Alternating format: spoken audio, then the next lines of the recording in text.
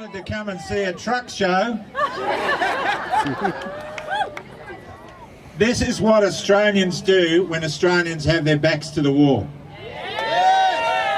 This is what we do. I've just done an interview with a media team, and they were a good media team. They tell the truth.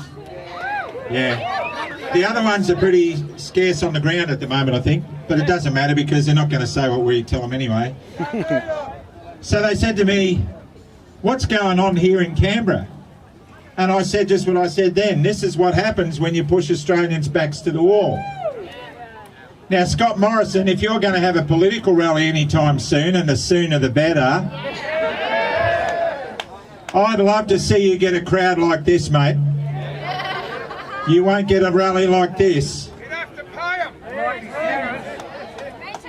I don't want to take up too much of the speakers' times because it's important you hear what's going on, but I want to say this.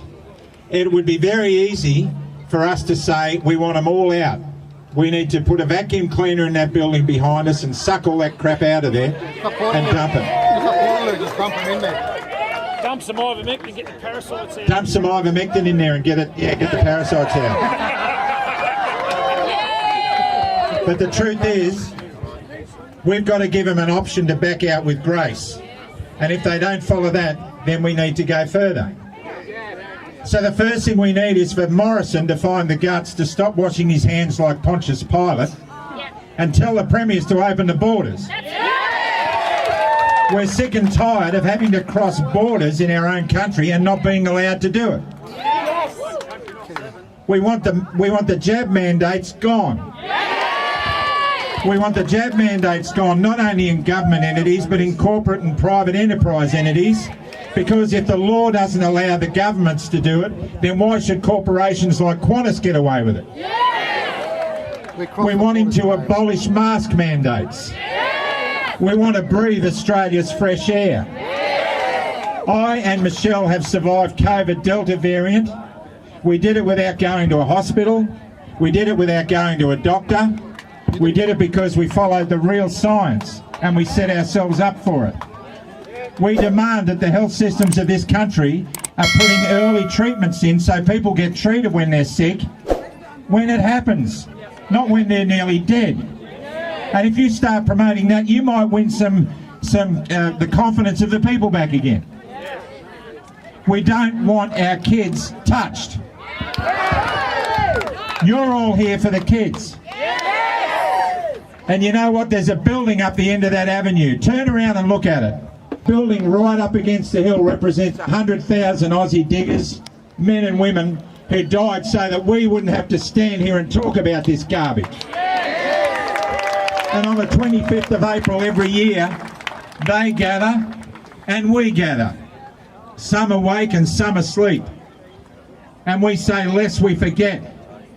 But I want to turn and tell them, you've already forgotten. You've forgotten. And if you're sitting home watching My Kitchen Stinks in the Block and mainstream news, and they're telling you, oh, the truckies are going on strike and the truckies are doing this because they're not happy with the road conditions, that's the latest apparently. The potholes.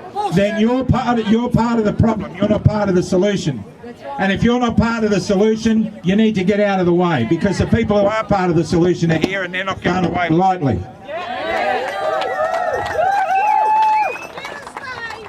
So lest we forget. Lest we forget. Lest we forget. Lest we forget. Lest we forget. Lest we forget. You know what? We forget. The last time Australia mobilised was in the wars, the world wars. You know, in the First World War they rode to enlist on horses, on motorbikes. They caught trains. They walked, Shank's pony, and they went because they wanted to protect and defend their country. Can we hear that? That's better. And that's what we've done. And I'm here to tell you that last night at the Pheasant's Nest, I saw hundreds of people in tears. Not because they're sad, because they finally realise they're part of something that's worth being part of. They're proud, and they're alive. and they are the spirit of Australia. And Alan Joyce would pay billions of dollars to get this kind of spirit into that company. So where do we go from here? I see some veterans. We honour you, we respect you, and like the sovereign nations people that we've seen around here, we do the same, and we apologise for the way we've treated you.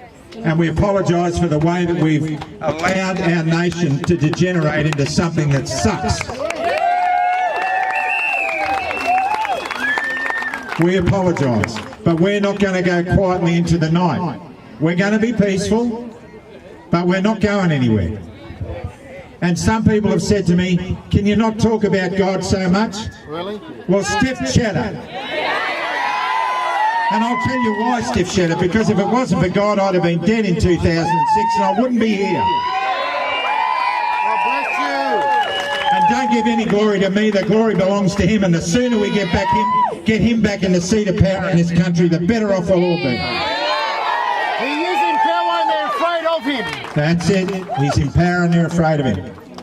The reason a lot of people turn away from God is because corporate religion has messed with the image of God. Corporate religion has screwed it up. Corporate religion at the moment is walking hand in hand with government. States and churches should never mix. And at this moment they're walking hand in hand and they're eating at the same restaurant. And that's wrong.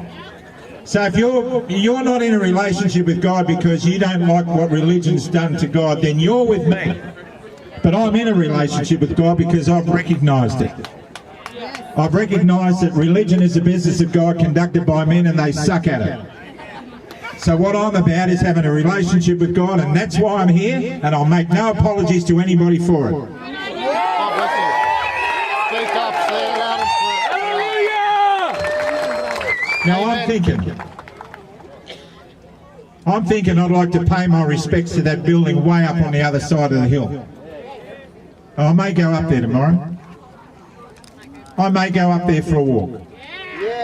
And I want to stand there solemnly in front of what reminds us of the sacrifices that were made for us and tell them that we have not forgotten, we will never forget, and we will not let this lay down in the gutter like some of us are prepared to. So as I close now, I ask those of you who believe in what I believe in to bow your heads, because right now, whether you believe or not, we need all the help we can get. Yes. Dear Lord, I'm going to do a conversational prayer like I did at the Nest last night, which means I can look out at your faces because I want to see your faces. Dear Lord, Father in heaven, we need you more than ever. We need you to bring the government of heaven into our country. We're sick of political correctness. We're sick of not being able to talk about you in our schools, but we can have drag queens tell everybody how they can choose their gender. We want you, Lord, to set the standard in our country again. We want you to set the standard of love and grace and peace and respect and rebuild the circle of love and trust. And if you can do that, Lord, and we know you can because you died on the cross to give it to us, then the least we can do is stand on that hill beside your cross and reclaim our country, and we will do that in your precious name, and we say amen. Amen. Amen. Amen. Lest we forget. Lest we forget. God bless you guys.